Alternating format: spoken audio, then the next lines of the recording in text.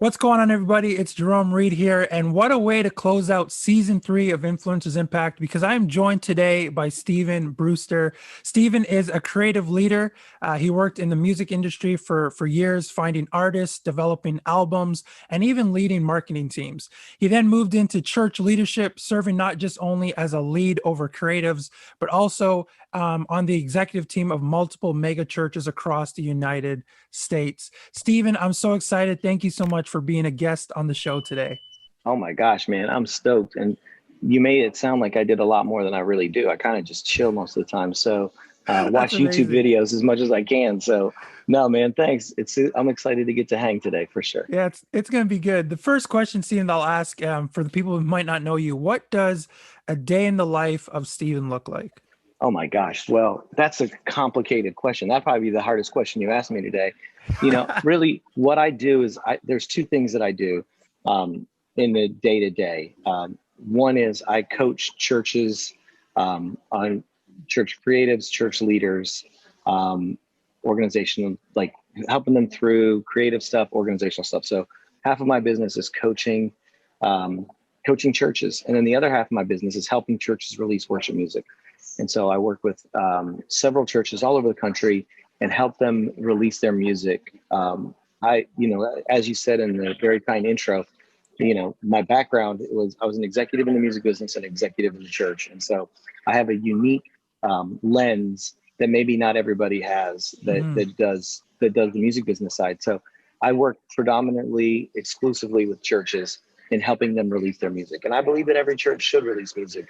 Yeah. Most will never be Elevation or Hillsong, but everybody has a sound that they should be releasing. And so every day looks a little different. I could be in a different city. I could be at a recording, or I could be in front of a staff helping coach them and trying to help them pull out the best of who God called them to be. Wow, that's amazing. I love that you said like every day looks a little different because I guess that's what life is. Every day does look different, which is Right. incredible.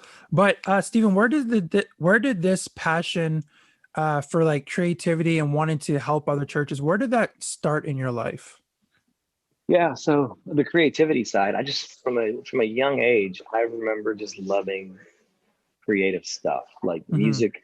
Music was a big deal, and I'm an old head, so like I fell in love with hip hop real early in life, and I fell in love with hip hop, and it was the most creative stuff that I had heard Hmm. compared to the other music at that time because it was so new and fresh.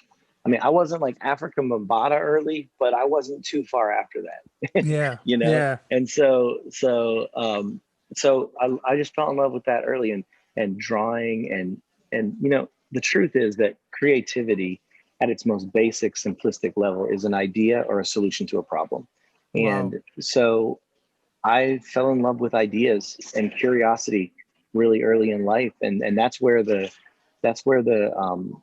creative side came in, and then the church side. My parents were missionaries, so I kind of grew up around the world, Hmm. and in doing that, I fell in love with what the local church is capable of, and the hope that it brings to people. And so much of our world is so dark and so scared, and I Yeah. think we can provide them something really special and unique because God, that's what God is.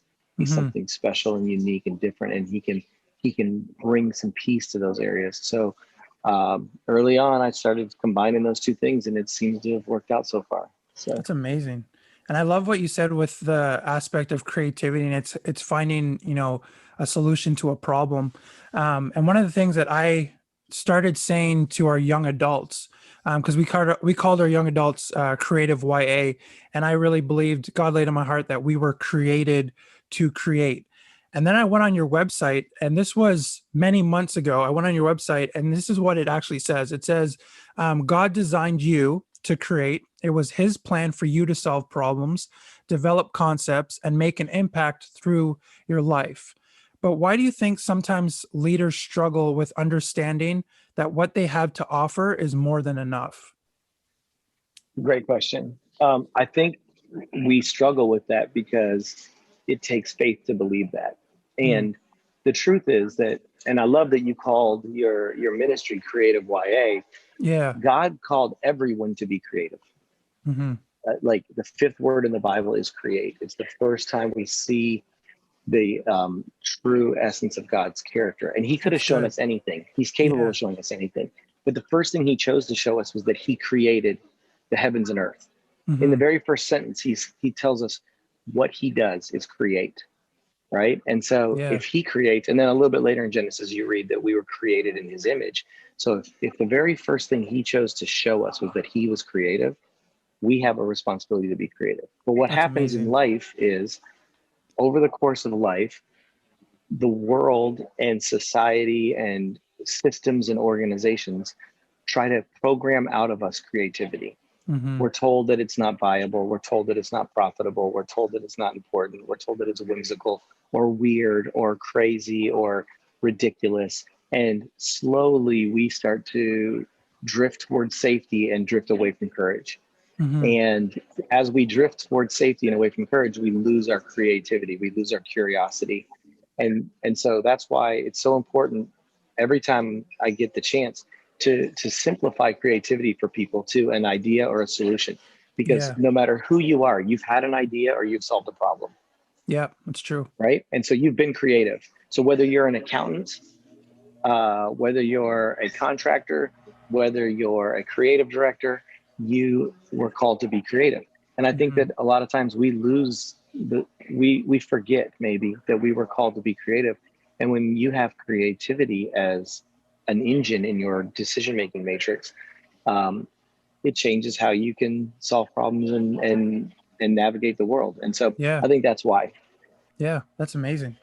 Now this podcast, the reason like I even created this podcast was to reach out to other creatives who I believed are making an impact. And Stephen, you're definitely someone who I believe is making an impact wherever you go. But for those tuning in, what would you say could be some things that people can do to what's the word I'm looking for, to kind of find ideas for their creativity? Like if maybe they don't Yeah. know what it is they're supposed to do, like what would you say to that person?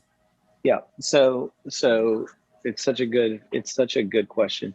Um, Creativity really starts with practice, right? And so people who think about creativity, they think about it from the standpoint of they're like, oh well, I have to be inspired to be Mm, creative, right? Well, that's actually a lie that we've been told, because the people who created that lie decided, hey, we should tell people they have to be inspired because yeah. inspiration is so rare.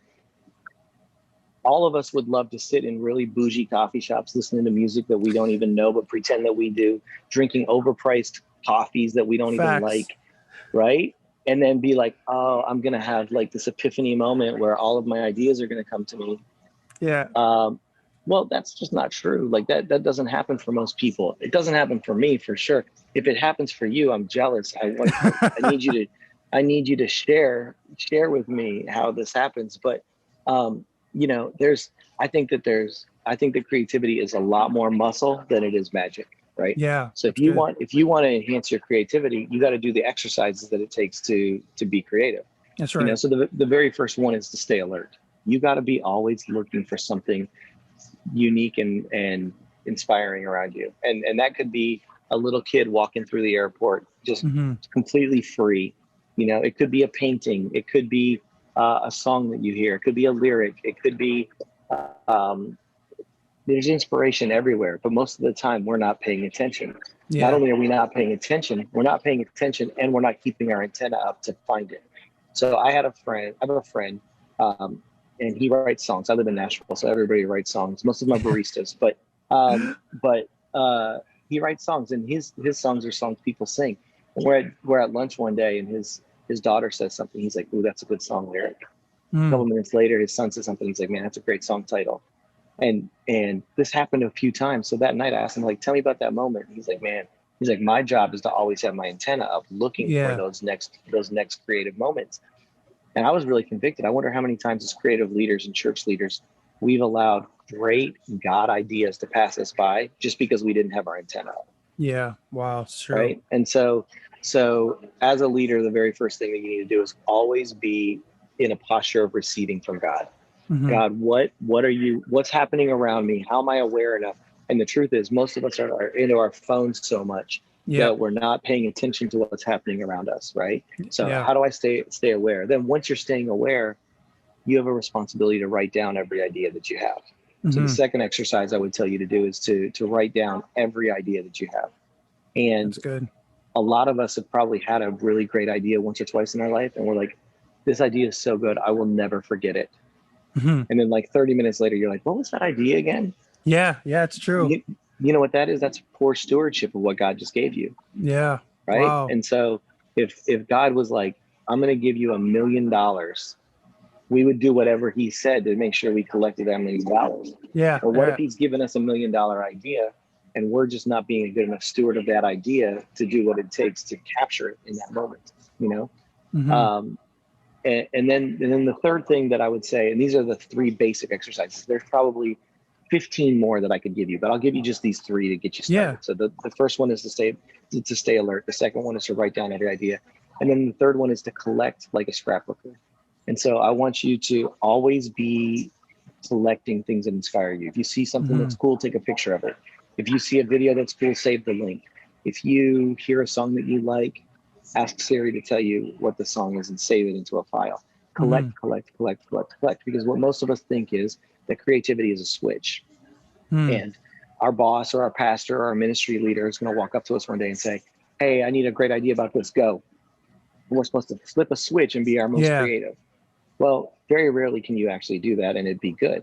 But when you're constantly collecting, when your boss or your ministry leader or your pastor says to you, hey, I need an idea about this, you can just open up your file and be like, well, what about this? Well, what about this? Well, what about this? And what happens is it starts a pathway to the greatest idea. That's good. Usually the first idea is not a great idea.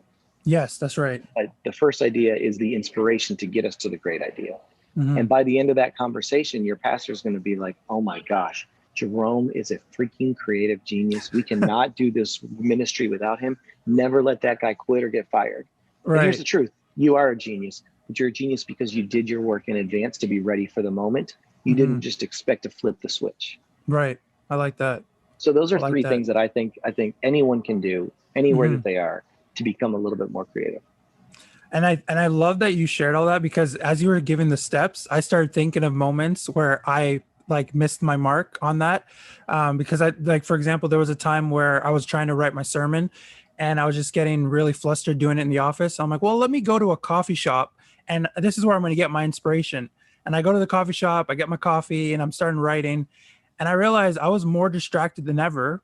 But then I started thinking about it. I'm like, where did I get the idea that going to your local coffee shop and getting your expensive coffee and just putting out your Bible, where did I get that idea that that's my go-to place to get creative? Which, like you said, it can be anywhere. It doesn't have to be like right.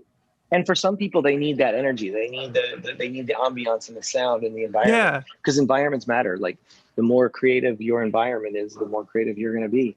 Exactly. But it doesn't require that. No. You know, what it requires is, have you been paying attention to things that have been happening in your world? Like, I believe that God's put the same idea in my life probably 5 times this week. Wow. And that idea is that creative artists, leaders, worship leaders, we are not responsible for how people receive or respond. We are responsible for how we create and deliver. Yeah. And if I was a pastor, I would be writing a sermon about this because it's something that's come up multiple times. The only reason I've noticed that it has come up multiple times is because I stay alert to those kind of things. So for you, when you realize that you're frustrated, that you're at a block on your message, either one, God's trying to tell you something different, or you've allowed yourself to get too busy throughout the week to be prepared to write in that moment. Exactly. That's good. Stay alert. I love those 3 things. And I definitely think they'll encourage people. Even the part that you mentioned with collecting those ideas and putting it in a folder, that's huge, because I remember a time when I was sleeping and I think a song lyric came to my mind and I had the decision, do I stop my sleep? Like, do I wake up and write it down on my phone, or do I go back to bed? And I think in that moment, I realized, you know what, this lyric wouldn't just come to me. So I got up, wrote it in my phone, and then went back to bed. And when I woke up, I totally forgot about it until I opened my phone and found the note. Exactly. So Exactly. that's insane that how much that works when you collect those ideas Yep. and then it just comes back to you. Now, when it comes to church leadership, you probably have noticed this. I definitely noticed it a lot, especially here in Canada. A lot of churches had to shift, had to pivot because of the pandemic, where they had to be more creative than they ever thought they had to with what they thought service was supposed to look like, how ministries used to run. All of a sudden, a pandemic hits and you have to completely pivot and change and turn things around. What would you say to a leader who right now, because some are struggling, some are succeeding, but what would you say to that leader who's struggling with comparison? Like they're trying to make things work, but they don't know how it's going to work for them because they're looking at what other people are posting on social media and how other churches are doing it. But what would you say to that person of how they can be creative with their own environment in front of them? It's a great question. So comparison is one of the biggest traps in the world. And Mm-hmm. so if you're finding yourself comparing yourself to other things, A, it's probably happening because or through social media. Um, and B, it's not healthy. Mm-hmm. And so there's there's a great solution to A, delete the app or unfollow those people or mute them for a season Mm-hmm. until you get healthy enough that you can handle seeing what other people are doing. That's And good. also remember that most people's social media clips are the highlight reel, not the actuality. Okay. Exactly. Then the second part is the healthy side. And if your church doesn't have extremely clear values of what you're for, you will drift into comparison. And one of the biggest traps that I find churches, God gives them a calling, they give them a community to live that calling out through, Mm-hmm. and then it starts to get hard. And the minute it starts to get hard, we start looking around at other people who are being successful. We start grabbing things and trying to bolt them to the calling that God gave us. And Mm-hmm. what we do is we end up Frankensteining the calling that God gave us. Wow. And what if instead of doing that, what if instead of doing that, we went back to the thing that made us authentically unique to reach the people God called us to reach? Mm-hmm. Because God was God made humanity so diverse that he had to make church diverse enough to reach humanity. It was Exactly. an intentional plan. It's another expression of his creativity. Mm-hmm. And so when you can't identify clearly what you're for and who you are, and I call it team values. Yeah. Your church should have anywhere from 5 to 9 very clear team values that everything that you do revolve around. You hire around them, you fire around them, you reward around them, you discipline around them. You Mm-hmm. talk about them every week. The stories of ministry come out of them. They should be extremely clear of what they are and how you develop them. And it's intentional because your values become the skeletal system to your culture. And so if Yeah. you haven't been intentional to create transferable values, your culture is going to be weak. And when your culture is weak, that's when you start comparing yourself to others and trying to be other things that you're not. And that just confuses things even more. Yeah. It's And very true. so, as a leader, number one, unfollow or mute. And then number two, go back to the things that you're for and your values and Mm-hmm. refocus your energy and attention around those things because that's the stuff that matters the most. Yeah, and I love that you shared that, especially the first part about unfollowing certain people because you're not ready for it. Right. Because I think that's something people are scared of. Like I know some people, they follow certain accounts because it's what everyone else is doing, and then they don't realize that following those accounts is what's also hurting them because they're jealous, they're Yes. frustrated. And you're not them. Yeah, yeah, I work with exactly. worship teams. I work with worship teams all the time. And they're like, well, just help us be elevation. And I'm like, you're not elevation. You don't have Pastor Stephen. You don't have Chris Brown. You don't have Yeah. Wade Joy. You don't have Chunks Corbett. Like you don't have you're uniquely you. Mm-hmm. And so God already made elevation. He doesn't need Yep. another one. But he needs you to do exactly what God called you to do because that's the mission that you're on. Exactly, exactly. And even when you started talking about like the second part of it, looking at your core values, making sure you know what you're doing, it reminds me of a quote that Pastor Rich Wilkerson Jr. He said, "The goal is not perfection; the goal is progress." When it comes to creating a culture, and he said, Yep. leadership isn't seen in your presence; leadership is seen in your absence. And I Always. and I think that relates with what you said. Like if you're creating this type of culture and you're creating your values, it's not about what it looks like when you're there. It's like, do they catch on it, or are they are holding on to it when you're away or when you're absent? Yeah. It's 100% true. And any time that your culture is only present when you're in the room, it's not really your culture. It's Yeah. all it's all aspirational. Yeah. Your culture is either intentional or permissive. Hmm. And so if you're not intentionally crafting the culture, then you are permissioning culture you don't want. Yeah. And so it's so important that as a leader, um, that authority and responsibility drips through the organization, but it can't drip through the organization unless you build a skeletal system to help Yeah. it do that. Exactly. Stephen, what would you say for you has been a highlight during this season?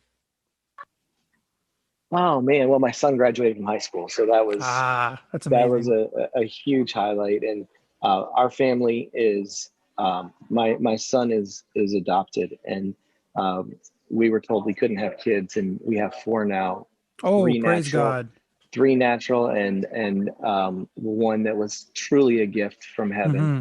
In Isaiah, we got Isaiah when he was 1 month old, and he's the sweetest kid in the world. Wow. And uh, to watch him cross that mile marker uh, and achieve that moment Hmm. is definitely something that is inspiring and moving. And so um, I would say the last couple months, that's been the highlight for me for sure. Hmm. That and I've gotten to take my girls on a couple of business trips with me and That's introduce cool. them to environments that I think they learn more in those environments than they probably do from school. So That's true.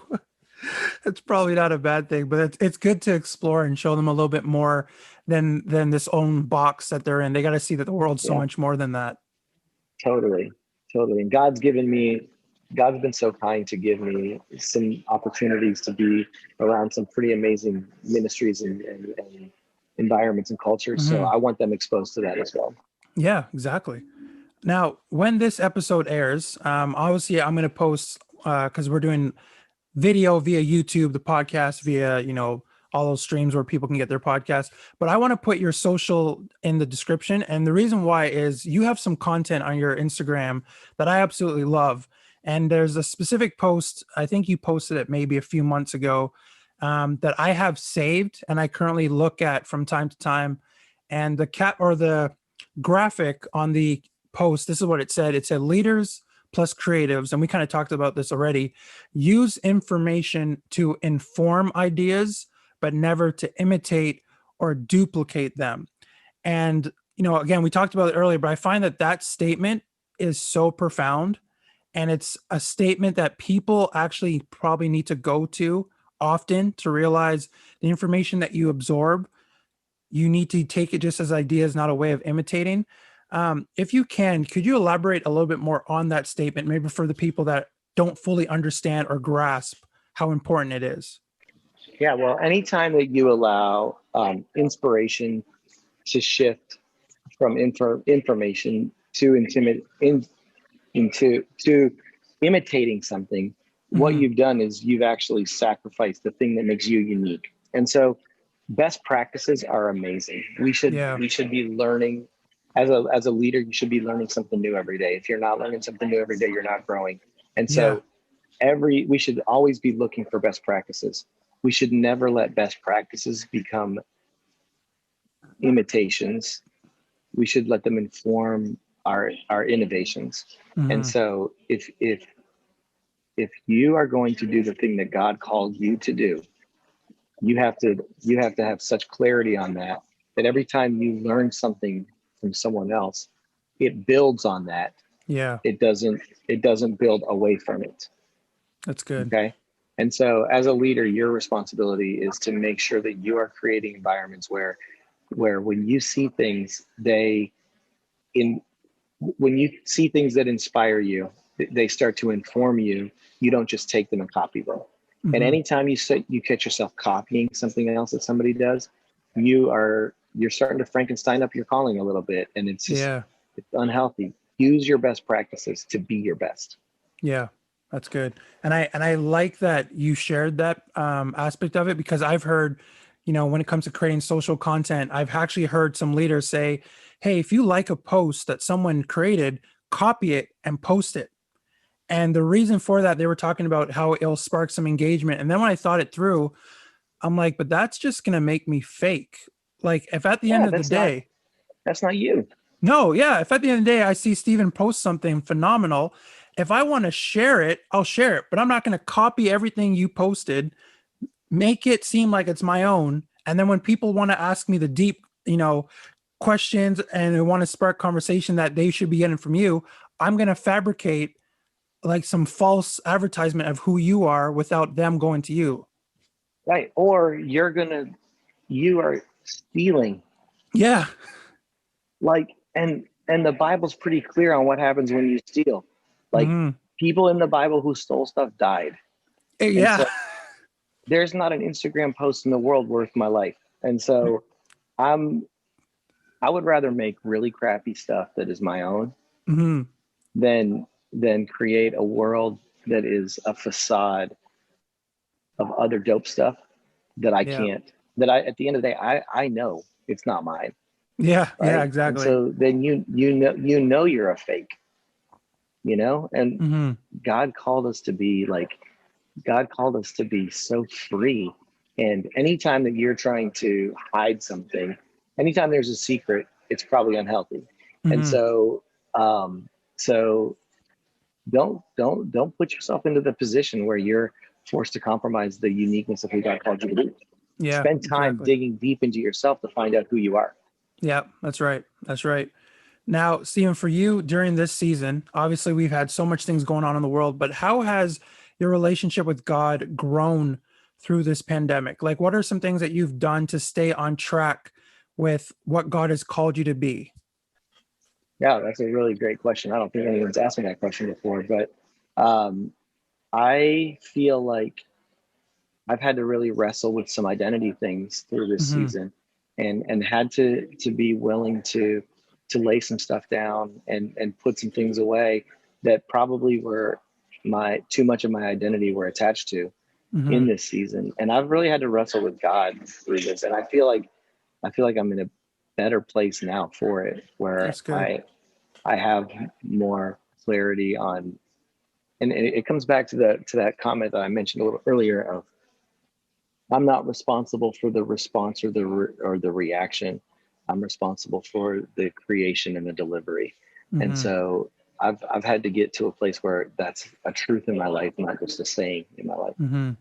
Yeah, I think it's important for all of us to do that soul searching to really feel, hey, what is it that God is asking of us? And I love that you said we're not responsible for the reaction or the response. We're just responsible for like creating the opportunity and then just delivering what we feel God asked us to do, and He'll do the rest. Exactly. My job is create, steward, and deliver. Yeah, His job is response and reaction. yeah, that's it. And it takes the pressure off of us because we know it's all on Yeah, God. right. That's faith. Yeah, that's exactly it. That's exactly it. Now, before we come to an end, I wanted to kind of transition or shift our conversation into the music aspect of what you do. And you said it Cool. earlier with helping artists. And I mentioned in the intro how you help create some of their music, help them create their style to find out what makes them unique. What are some things that you do that helps bring an album to life? Like, what does that look like? Yeah. So great question. So I help churches, um, everything from like developing a songwriting culture in your church so that Hmm. songwriting is an overflow of the ministry that you're already doing, to setting up the publishing side so that everybody's IPs are taken care of and there's no misunderstandings later, What's the strategy look like? How do we make a record? What should we be releasing? What's God saying to your church that Hmm. needs to be put, like it needs a soundtrack to go with what the ministry already is? And then how do you take that and take it from your small community and blow it up into a big community? Yeah. And again, we're not responsible for the reaction or the response, but we are responsible to make sure we're putting it in the places that allow for someone to respond and react to it. And Hmm. so, it's a huge process, and it's super fun to get to navigate with different teams and just see what God's doing in worship all over the country in different Yeah. pockets. So Yeah, that's amazing. I love that. And I really hope the people that are listening will be encouraged to reach out to you if they're in that place where they're trying to figure out, what their style is or what their environment is when it comes to yeah, the culture of music. and I haven't talked about this publicly yet at all, but I'm actually in the process of creating a course for Mm, churches that no matter where you are, I can't help every church yeah, develop these things, right? So no matter where you are, you can buy this course and it will give you all of the fundamentals of how to do this. that's And amazing. and so it doesn't give you the relationships, it doesn't give you the nuance, but it gives you Hmm. the foundation. And Yeah. so yeah, that I hope to be releasing that um, late fall of this year or early 2022. Yeah, So that's gonna be amazing. Well, definitely, I'll definitely make sure I tell some people once this episode airs. It still won't be released as of yet, so people will get to know something's coming from Stephen, cool. something good, That's awesome. something That's awesome. not something good because everything you release is good, but something just as good. No, everything I release is not good. Let's be honest, okay? Like if that was the case, it would be fake. So That's true. That's true. We can only do so much. God's really one who can do the rest. no question. Yeah, this question I almost ask everyone this. I just find it's a cool twist to kind of shock somebody because maybe you've never been asked this before, or the last time you did, you were like grade 4, grade 5. But this is a Sunday school type question, and Okay. unfortunately, you can't say Jesus in this answer. This is the only time you're Okay. not allowed to say Jesus. But who is someone in the Bible that you can relate to and why? Oh, that's such a good question. Uh, so I have probably two answers. Yeah. David, because he made a ton of mistakes, but he was also, from what you can learn about him in the Bible, it seems like he was very creative Hmm. and had some drive in him to become the king. You're not passive to become the king. And Yeah. so as an Enneagram 3 with a 4 wing, I'm always balancing the creative side of who God's called me to be with the achievement side of who God's called me to be. And I don't know that David was a 3, but I feel like that I share some traits and similarities with him. And then also Joshua, because Mm. God told Joshua to not be afraid and to have courage. And I Yeah. think that's Joshua 1:9 is like a core verse in my life, that because I can scare myself pretty quickly. Hmm. And I can allow the things of the world to become daunting to me and Yeah. really put me in a place where fear is stronger than my faith. And so Hmm. I go back to courage a lot. That's good. I love So that. and sometimes I have to borrow courage. And Yeah. so I'm borrowing it from Joshua. And Yeah. so I think those two guys, and that's a great question for sure. Yeah. No, I love your response. I always like to ask people just to catch them off guard. What's the best answer you've gotten to that question? I think I've had someone say Moses, which was the one, which is an amazing answer. Like I would relate to Moses. And the response went along the lines of Moses because sometimes God asks me to do things and I don't always respond. And God puts people in my place to speak kind of on my behalf. I thought that was a pretty cool answer. That's a great answer. Yeah. What's the worst answer you've had? The worst answer I had was someone, and this wasn't in the podcast. I just asked this question in general. Someone could not tell me because they're like, I don't know. I think Jesus is the only answer. And then when it came down to it, I realized I'm like, you don't know too many people in the Bible, do you? They're Yeah, like, oh no, you ain't read the word too much. Yeah, they're like, oh, I know some. I'm like, okay, so you couldn't pick anyone? Like, Jesus is the only person you could have At picked? least they didn't go to like Lazarus or Bathsheba or Jezebel or somebody like that, That's you right. know? That's right. That would have been really bad. Um, we're almost done with our time here, but this question I wanted to ask you: who are some creatives or artists that have inspired you? Oh, I usually get in trouble when I answer this question. Oh no. Well, yeah, because like Walt Disney is one for sure. Mhm. Like the way his mind worked, and any documentaries you watch about him, and just fascinating. Yeah, Kanye West, I think, is a genius.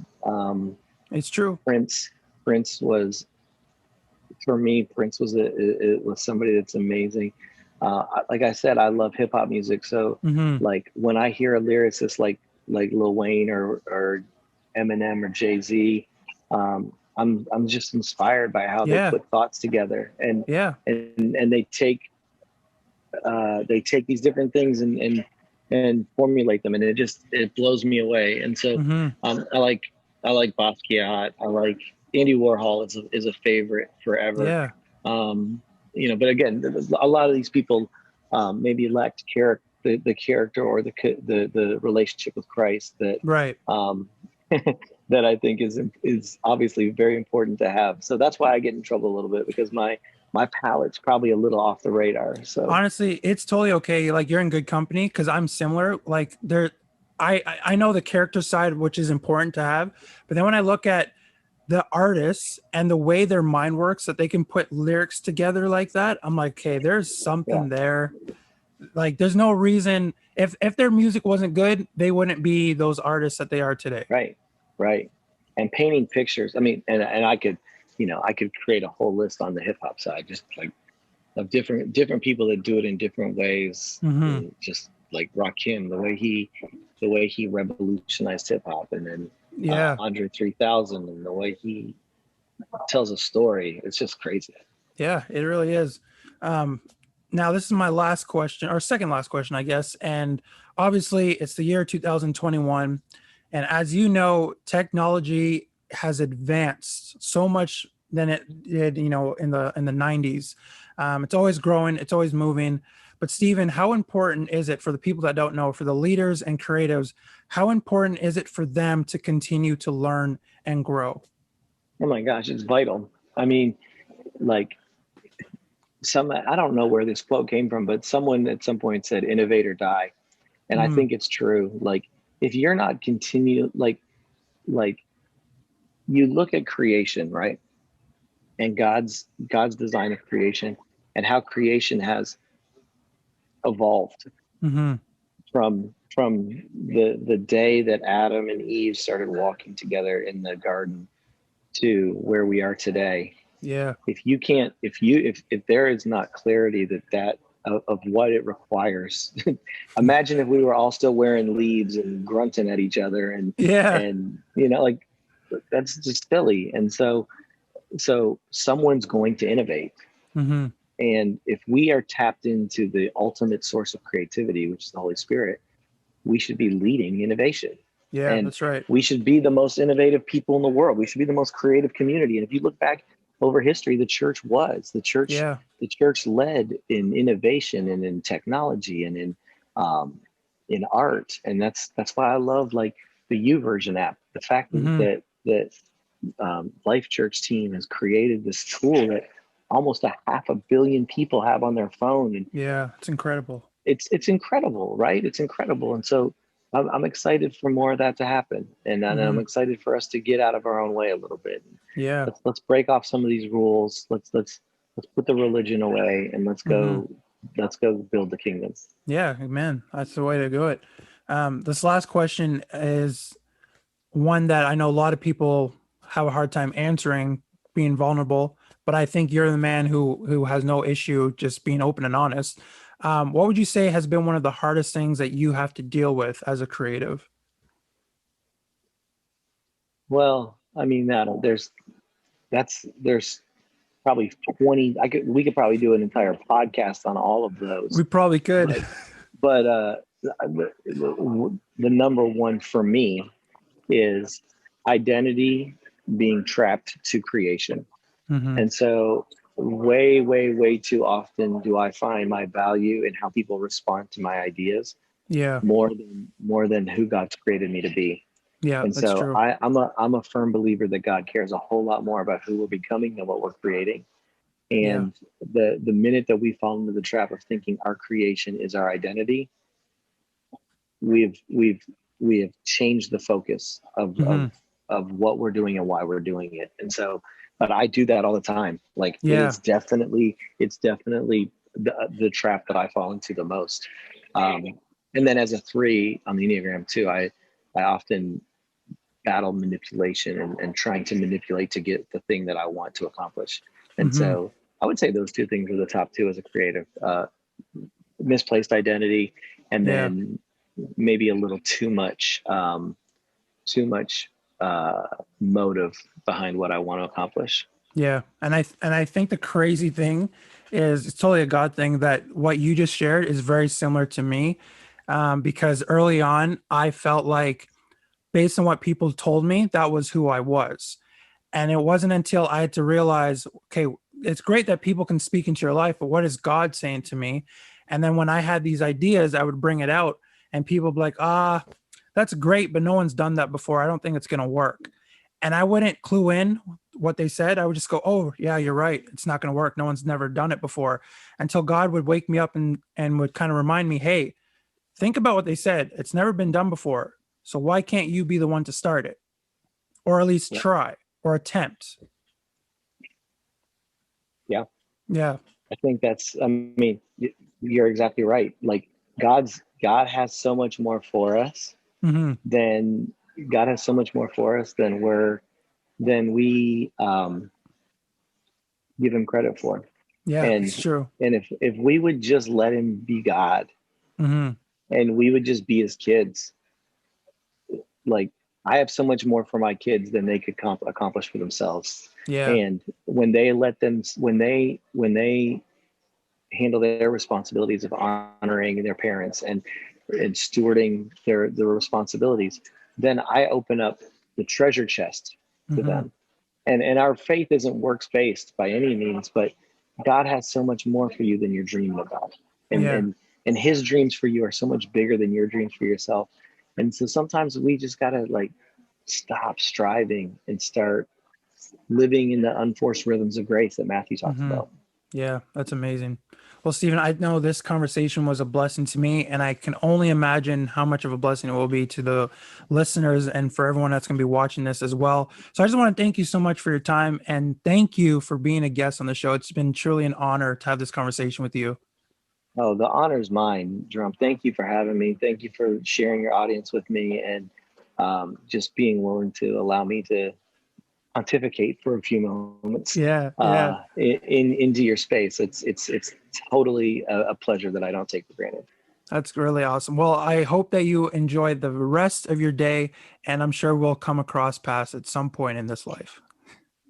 I hope so. All right. Take care. Have a great day. All right, brother. Have a good day, man. All right. Bye now. Bye bye.